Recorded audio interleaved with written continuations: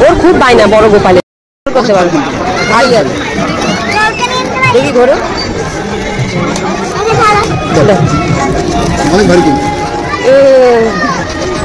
হাসে দেখে না ঘোরে দিকে ঘোরে বাবা ঘোরো একটা বড় গোপাল এদিকে দেখো বাবা এই গোপালটা নেবে বলে বায়না করছে না এখন না এখন আমরা অন্য সময় নেবে একটু আদর করে নাও কেউ নেবে না কেউ নেবে না এমনি বললে হবে না বাবা বাবা আসছে বকবে বাবা আসছে বকবে পাপা আসে না রাখো বাবা এখন না নেবো তো বললাম তো নেবো ভাই বড় ঠিক নেবো হ্যাঁ নেবো তো বললাম ভাই বড় এইটা আবার চলবে ভাই বড় হলে নেবো দেখি তাকাও এদিকে তাকাও এদিকে তাকাও তাকাও এদিকে তাকাও ভাই বড় হোক নেবো আমরা বড় গোপাল নেবো ঠিক আছে হ্যাঁ চড়াবো চড়াবো দাও চড়াবো দাও দাও চড়াবো দাও দাঁড়া এমনি কর এমনি কয় না ব্যথা লেগে যাবে না দেখো তো কেমনি করছো চলবে এখন দেখো দিচ্ছেই না আমরা পরে নেবো আমরা বড় নেবো আরো আরো বড় নেবো হ্যাঁ দিচ্ছেই না ওকে রাখছেই না এমনি করে না কি বাবা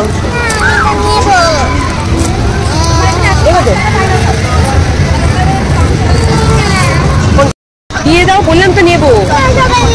কেউ নেবে না ওরা আমাদের বাড়ির পাশেই থাকে ওনাদের কাছ থেকে আমরা নিয়ে আসবো দাও দাও শোনা পাপা বকবে কিন্তু এবারে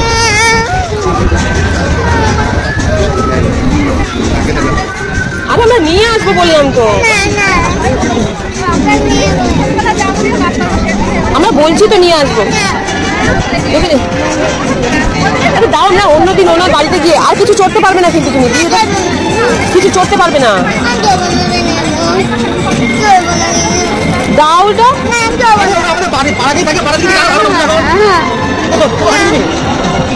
না বললাম এটা তাহলে আদর করে না তো বায়না করছিল আদর করতে দিই যদি এরকম করে রাখবো আমি কি জানি দাও দাও ওরা আমাদের বাড়ির পাশেই থাকে আমরা গিয়ে নিয়ে আসবো গিয়ে নিয়ে আসবো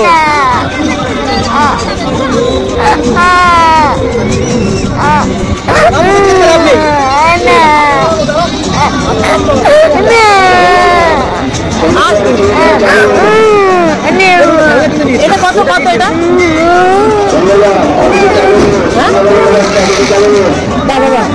বলছি তো দেবো বলছি তো দেবো বলছি তো আর ওনাদের বাড়ি থেকে নিয়ে আসবো বাড়িতে আরো সুন্দর সুন্দর আছে দাও দাও দাও কালকে বাড়িতে গিয়ে দিয়ে আসবো চলো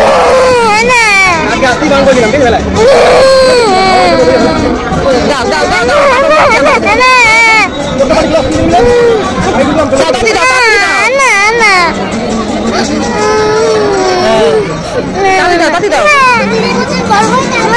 দাও না বাবা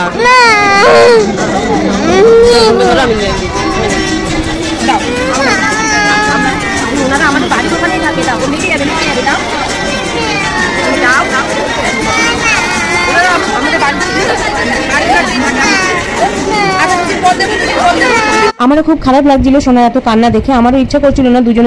দুজনের থেকে আলাদা করতে কিন্তু কি করব বলো সবসময় তো ওর বায়না পূরণ করা যায় না তাই না কিছুতেই ছাড়ছিল না কেঁদেই যাচ্ছিল এর আগের দিন যেদিন এই দোকানটায় এসেছিলাম সেদিন কিন্তু সোনার পাপা ওইদিকে একটা দোলনা চড়ছিল মানে ওই গাড়িগুলো চড়ছিল এই দোকানদার যে মহিলা দিদিটা উনি কিন্তু আমাদের বাড়ির সামনে থাকে আর আমার বরের হচ্ছে স্কুল ফ্রেন্ড কলেজ ফ্রেন্ড আজকে এসে যখন দেখলো তখন বললো যে ইনি আমাদের বাড়ির সামনেই থাকে মেলায় শুধু দোকান বসিয়েছে স্টল আর কি তো আমি তখন সোনাকে বললাম সোনা বাড়ির সামনেই তো ওনারা থাকে তো ওনার বাড়িতে গিয়ে নিয়ে আসবো আমাদের চেনা জানা হয়ে গেছে যেহেতু আমার বরের স্কুল ফ্রেন্ড কলেজ ফ্রেন্ড তার জন্য ওর বন্ধু হয় আর কি ওই দিদিটা তো তাও কিছুতে ছাড়ছিল না আর দেখো একজন কমেন্ট করেছে গোপালরা একবার কোলে উঠে গেলে সত্যি ছাড়তে চায় না কিন্তু খুবই কষ্ট হচ্ছিল এই কিউট গোপালের মুখটা দেখে আমার কিছু করার ছিল না সবসময় সবকিছু হয় না তোমরা তো জানোই এখন আমার পরিস্থিতি কি সোনা একটু বড় হোক সিনু একটু বড় হোক অবশ্যই ওকে আমি কিনে দেবো আজকে ভেবেছিলাম মেলায় গিয়ে স্প্রিং পটেটো খাবো তারপরে ফুচকা খাবো ঘুগনি খাবো কিন্তু সোনা 15 মিনিট ধরে ওখানেই দাঁড়িয়ে দাঁড়িয়ে এত কান্নাকাটি করছিল কিছু খেতেও পারেনি কিছু কিনতেও পারেনি আর ওকে বোঝাতে বোঝাতে আমার পুরো গলা বুক শুকিয়ে গেছিল তাই ভাবলাম যে একটু জুস খেয়ে নিই এই যে দেখো খেতে চলে এসেছি জুস অর্ডার করেছি আর দেখো কত বাচ্চাদের দোলনা জাম্পিং তারপর টয় ট্রেন ছিল